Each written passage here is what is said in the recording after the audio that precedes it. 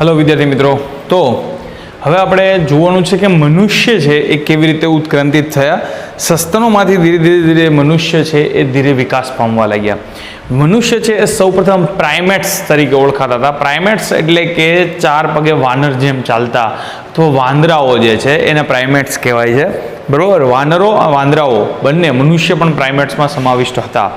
આ પ્રાઇમેટ્સમાં ધીરે ધીરે ફેરફારો થયા। જે સમકાલીન સ્થિતિમાં હતા વાંદરાઓ એ હજી વાંદરાઓ છે, પ્રાઇમેટ્સ છે ધીરે ધીરે એમાં ફેરફારો થયા।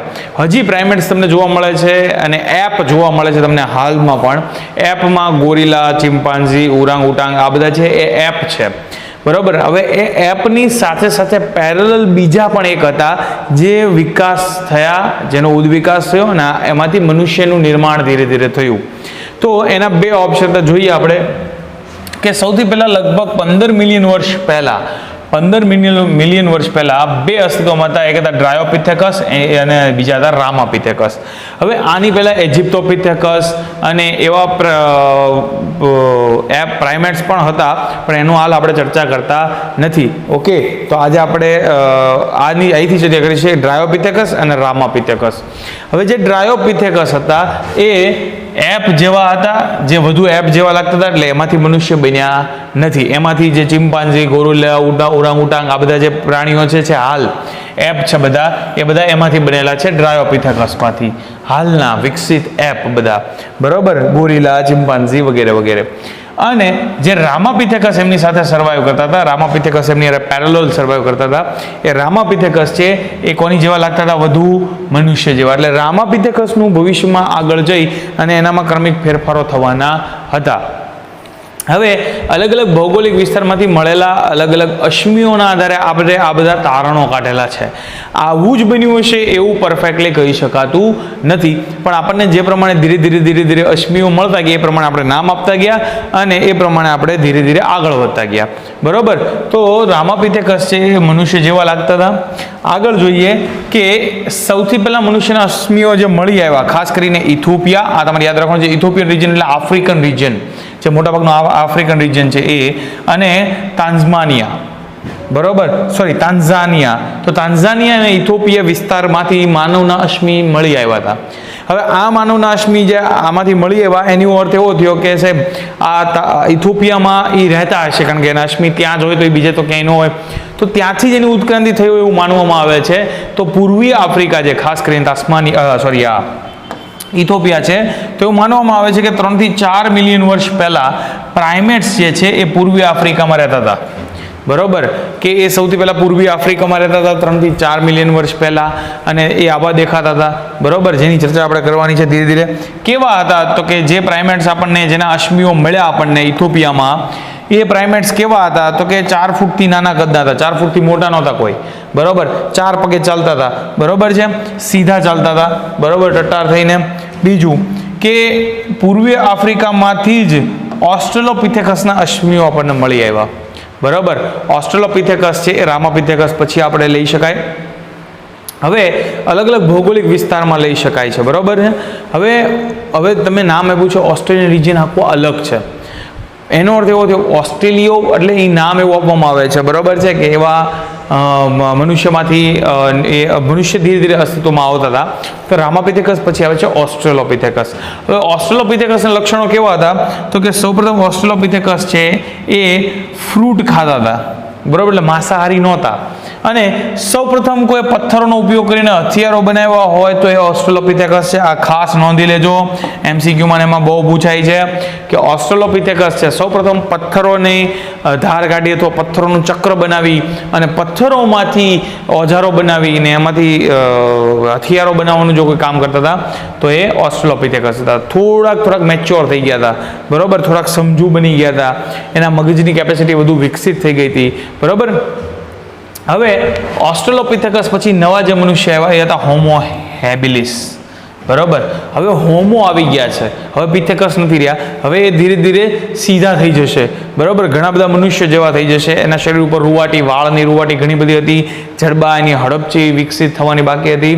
તો હોમો હેબિલિસ છે એને પ્રથમ માનવ તરીકે ગણવામાં આવે છે, કારણ કે મનુષ્ય જેવા હવે એના ચહેરાઓ થઈ ગયા હતા, બરોબર, એ ઊભા થતા થઈ ગયા હતા. તો પ્રથમ માનવ તરીકે ઓળખવામાં છે હોમો હેબિલિસને. એના લક્ષણો શું છે તો કે એની મગજની ક્ષમતા કેટલી હતી? 650 થી 800 સીસી, જે ઓછી કહેવાય. બરોબર, જે ખૂબ ઓછી કે છે. આધુનિક માનવની 1600 આસપાસ છે. બરોબર, તો આની 650 થી 800 સીસીની મગજની ક્ષમતા હતી. અને આય કેવા હતા તો કે માંસાહારી નહોતા, માંસ નહોતા ખાતા. બરોબર, હજી એનામાં આટલું બધું વિકસિત નહોતું થયું કોઈનો શિકાર કરીને ખાઈ શકાય. એ ફળ ફૂલના વનસ્પતિ ઉપરથી ફળ ખાતા હતા. બરોબર, તો હોમો હેબિલિસ જેને પ્રથમ મનુષ્ય કહેવાય. પછી આવ્યા જે સૌથી વિકસિત હતા, જેને અત્યાર સુધીમાં વિકસિત માનવામાં આવે છે, જે અત્યાર સુધી આમ વળેલા હતા અથવા તો સીધા હતા, જે 4 પગનો ઉપયોગ કરતા હતા. એમાં એને 2 પગ ઊંચા લઈ લીધા, 2 પગ એટલે હાથમાં ભવિષ્યમાં રૂપાંતર પામ્યા. અને એને કહેવાય છે હોમો ઇરેક્ટસ. હોમો ઇરેક્ટસ, ઇરેક્ટ થવું એટલે સીધું થઈ જવું. પહેલાં એમનું પોસ્ચર આવું હતું, હવે એ સીધા થઈ ગયા છે. અને હોમો હેબિલિસમાંથી હોમો ઇરેક્ટસ થઈ ગયા છે. ઇરેક્ટ એટલે સીધું હોવું, મનુષ્યનું સીધું સ્વરૂપ. પહેલું જે બન્યું હતું એ તો હોમો ઇરેક્ટસ. હવે આના અશ્મિઓ ક્યાંથી મળ્યા? ખાસ સાંભળજો. હોમો ઇરેક્ટસના અશ્મિ છે 1891માં જાવા વિસ્તારમાંથી મળ્યા. બરોબર, હોમો ઇરેક્ટસના અશ્મિઓ છે એ 1891માં જાવા વિસ્તારમાંથી મળ્યા. એટલે આના અશ્મિઓના નામ ઉપરથી, જાવાના નામ ઉપરથી એને જાવા મેન કહેવાય છે. હોમો ઇરેક્ટસને શું કહેવાય છે? જાવા મેન તરીકે પણ ઓળખવામાં આવે છે. હવે એના લક્ષણો શું હતા તો કે એના મગજની ક્ષમતા 900 સીસી, એટલે આની કરતાં ઘણી હારી એટલે એ શિકાર કરી શકતા હતા. શિકાર કરીને પ્રાણીઓનું છાલ અથવા તેનું જે ચામડું છે એ કાઢી અને પોતાનો એનો ઉપયોગ કરી શકતા હતા, ખાલનો ઉપયોગ કરી શકતા હતા. માંસાહારી હતા. બરોબર, શિકાર કરતા હતા, હથિયારો બનાવતા હતા. અને કેટલા મિલિયન વર્ષ પહેલા હતા? 1.5 મિલિયન વર્ષ પહેલા. બરોબર, એ જાવામાંથી મળી આવેલા એના અશ્મિઓ. બરોબર છે. તો હોમો સૌથી પહેલા ઓસ્ટ્રેલોપિથેકસ, ઓસ્ટ્રેલોપિથેકસ, હોમો હેબિલિસ, હોમો ઇરેક્ટસ. બરોબર છે, દરેકના લક્ષણો જોતા રહેજો. નેક્સ્ટ હવે છે હોમો ઇરેક્ટસમાંથી ઉતરી આવેલા નિએન્ડરથલ મેન. બરોબર, હવે નિએન્ડરથલ મેન છે એ હાલ લુપ્ત થઈ ગયા છે. બરોબર, કેમ તો કે એની હારે પેરેલલ જે બીજા મનુષ્ય હતા એમાંથી ફેરફારો થઈને એ નવા મનુષ્ય તરફ પ્રયાણ કર્યું છે.